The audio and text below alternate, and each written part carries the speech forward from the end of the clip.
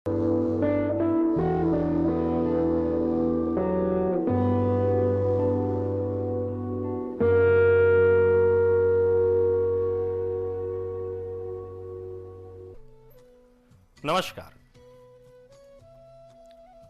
जन्म कुंडली अध्ययन के अंतर्गत आज मैं एक 51 वर्षीय व्यक्ति की जन्म कुंडली का अध्ययन करूंगा। जो अपने टीवी स्क्रीन पर आप ये जन्म कुंडली देख रहे हैं, ये 51 वर्षीय एक व्यक्ति की है। बिजनेस है इनका, खुद का ये बिजनेस करते हैं। आइसक्रीम का इनका बिजनेस है। आइसक्रीम से संबंधित जो चीजें होती हैं उसका ये बिजनेस करते हैं और आने वाले दिनों में इनकी इच्छा है कि वो चीजें खुद मैन्युफैक्चरर करें, उसको बनाएं। बहुत छोटे स्तर से इन्होंने अपने बिजनेस का प्रारंभ किया और आज एक अच्छी खासी स्थिति में है। इन्होंने बिजनेस तो डेवलप किया ही, कई जगहों पर जमीन वगैरह ले रखा है, सब कुछ विकास कर रहे हैं, विकसित है। समस्या क्या है इनकी? यह समस्या इन्हीं की नहीं, औरों की भी है। आज इस समाज में विशेष करके उन जगहों पर जहां पर आप रह रहे हो और आपके पड़ोसी आपके अपने या तो रिलेशन वाले हों या ऐसे हो जिनके यहां आपका आना जाना लगा रहता हो, ऐसे जगहों पर और विशेषकर जहां कुछ ऐसे लोग हों जो विशेष अच्छा न कर पा रहे हो, अच्छी सफलता न हासिल कर पा रहे हो, अगर वहां पर आप रहते हैं और वहां पर रह करके आप अगर सफल हो रहे हो, अच्छा कर रहे हो, आपका जीवन सुखमय व्यतीत हो रहा हो, तो समझ लीजिए कि आप सबसे बड़े गुनाहगार हैं। इस समाज में बहुत सारे ऐसे लोग हैं, उनको क्या दुख है, वो अपने दुख से ज्यादा इस बात से दुखित होते हैं कि मेरा पड़ोसी सुखी क्यों है। क्यों ऐसा वो सोचते हैं, ये तो भगवान ही जाने। पर ऐसे बहुत सारे उदाहरण, बहुत सारे लोग मेरे पास आए जिनकी ये शिकायत थी कि प्रायः ऐसे लोग हैं जो हमेशा मुझे देखते हैं और टोकते रहते हैं कि अरे तुम कितना बढ़ रहे हो, और जैसा ही वो ऐसे बोलते हैं मेरा नुकसान शुरू हो जाता है। जैसे ही वो ये बात बोलते हैं कि तुम्हारा तो बहुत अच्छा, तुम्हें क्या दुख है, मेरी समस्याएं शुरू हो जाती हैं। कुछ ऐसी ही परिस्थिति इनकी भी है। इनकी कहानी थोड़ी और कुछ ड्रामेटिक है। ड्रामेटिक क्यों, जरा सा गौर से समझिए। बीते कुछ दिनों से एक लगभग 30-32 वर्ष का लड़का, शुरुआती दिनों में तो इनके घर के दरवाजे पर आके चुपचाप घंटी बजा करके खड़ा हो जाता था और कुछ नहीं बोलता था। देखने में अच्छा खासा, पर बोलता कुछ नहीं था। 2-1 दिन पूर्व उसको, ये बीते लगभग घटना इनके साथ 20 दिन से चल रही है, उसको उन्होंने खूब जब मारा पीटा, पुलिस के हवाले किया, पुलिस वालों ने भी मारा, वहां पर इनको दया आ गई, उसको छुड़वा दिया। लेकिन देखा जाए तो वहां भी वो कुछ बोल नहीं रहा था, मार खा रहा था पर बोलता नहीं था। देखते ही देखते एक दिन ऐसा हुआ कि इनके घर में वो घुस गया।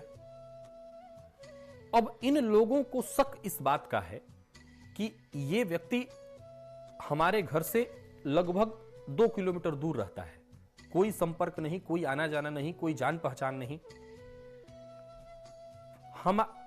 हमारे ही घर को इसने क्यों चुना? क्योंकि जब उसको मारा पीटा गया, उसके घर वालों को बुलाया गया, तो उन लोगों ने बताया कि ये नशा करता है, स्मैक वगैरह कुछ लेता है, ऐसी नशाएं ये करता है। इन लोगों को इस बात का शक है कि ये अपने से जानबूझ करके नहीं कर रहा है, इससे करवाया जा रहा है। कितना सही है ये बात? क्या सचमुच ऐसा हो सकता है? आइए पहले इनकी जन्म कुंडली को हम लोग देखते हैं और फिर इस प्रश्न का भी हल ढूंढते हैं कि क्या करें इस परिस्थिति से निकलने के लिए और क्या करना चाहिए इस परिस्थितियों से बचने के लिए।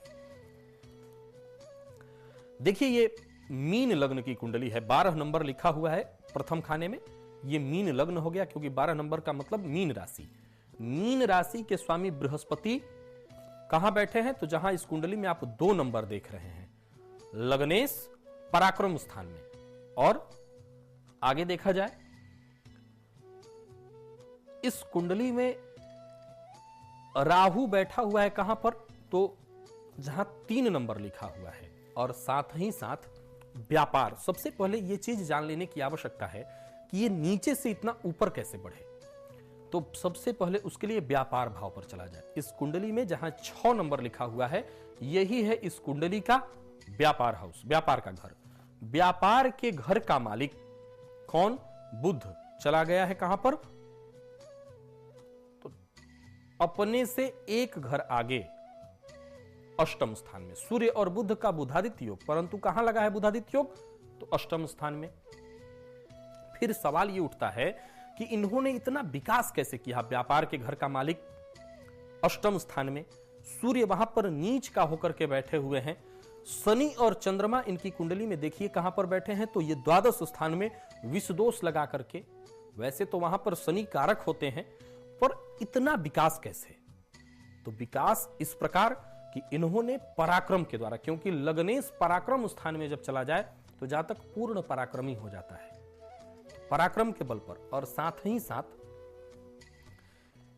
इससे भी ज्यादा जरूरी यह परिस्थिति थी कि जब इनकी पत्नी आई और उनका सहयोग इनको मिला, तो और ये तेजी से बढ़े। पत्नी की कुंडली देखने पर यह पता चलता है कि उनकी कुंडली में कई सारे राजयोग हैं। तो कई बार होता है ये कि जब हम खुद विकास नहीं करते तो पत्नी आती है, उनके सहयोग से, पत्नियों के सहयोग से बच्चा हुआ, बच्चे के भाग्य से विकसित हो जाता है व्यक्ति। अब जो इनका मूल प्रश्न था कि क्या ये हमारे शत्रु ऐसा कर रहे हैं, क्योंकि हमारे कुछ खिलाफ, हमारे अगल बगल के लोग हैं जो हमारे खिलाफ षड्यंत्र लगातार रच रहे हैं। तो इसके लिए सबसे पहले यह देखा जाए कि इनकी कुंडली में सूर्य और चंद्रमा दोनों की स्थिति कैसी है। तो इस परिस्थिति को आप गौर करेंगे तो पाएंगे कि सूर्य नीच का और चंद्रमा विष दोष से ग्रसित। चंद्रमा हो गया है विष दोष से ग्रसित और सूर्य नीच का। ऐसे लोगों के जहां सूर्य भी कमजोर, चंद्रमा भी कमजोर, शत्रु प्रायः बन जाते हैं, जलने वाले बन जाते हैं। चूंकि बहुत कमजोर थे ये और एकाएक इतना विकसित हुए हैं, तो जाहिर सी बात है कि लोगों की नजरों पर तो चढ़ेंगे ही। और वो लोग जो खुद विकसित नहीं हो पा रहे, तो इनको कैसे दबाया जाए, इनके विकास को रोका जाए, विघ्न उत्पन्न किया जाए, बाधाएं उत्पन्न की जाए। जो भी उनके पास उपाय है, जो भी वो कर सकते हैं वो कर रहे हैं। कई बार शिकायतें आती हैं ऐसी, मेरे पास लोग आते हैं कि मेरा बिजनेस बहुत अच्छा चल रहा था, सुबह गया तो दुकान में कुछ चीजें देखी, छीटी हुई थी, और तब से मेरा दुकान व्यवसाय ठीक नहीं चल रहा है। ऐसे लोगों को जो इस तरह की हरकतें करते हैं, क्या मिलता है ये तो भगवान जाने, पर इससे कहीं ना कहीं ये एक पाप कर्म है। क्यों करते हैं लोग, अब ये तो कहा नहीं जा सकता, उनको इसी में आनंद आता होगा, लेकिन होता अवश्य है, क्योंकि कई बार ऐसे केस आते हैं, ऐसे लोग आते हैं। अब इन्हीं की परिस्थितियों को देखिए, इनको वर्तमान समय में बुध की महादशा चल रही है। बुध व्यापार के घर का मालिक और साथ ही साथ सुख का भी मालिक। इनका वक्त तो अच्छा बीतना चाहिए, समय अच्छा बीतना चाहिए, लेकिन देखा जाए तो ये मानसिक टेंशन झेल रहे हैं, परेशान हैं। कुंडली के अष्टम स्थान को कॉमन सेंस का भाव भी कहा जाता है। कॉमन सेंस के भाव को देखा जाए तो वहां पर अथवा परा विद्या, आप खुद उसके ज्ञानी हो या आपके ऊपर कोई प्रयोग ऐसा इसका कर दे, उस भाव में सूर्य नीच का बैठा तो बुधादित्य योग लगा करके, परंतु नीच का हो गया है। तो निश्चित रूप से ऐसे लोगों पर किसी के द्वारा प्रयोग अवश्य बड़ी जल्दी लग जाता है, किसी की बात बहुत जल्दी लग जाती है और उसका नुकसान उससे शुरू हो जाता है। वो इनके साथ भी हो रहा है। शनि चंद्रमा का विष दोष है जो कि मन को अस्थिर कर रहा है, मन में अस्थिरता व्याप्त कर रहा है।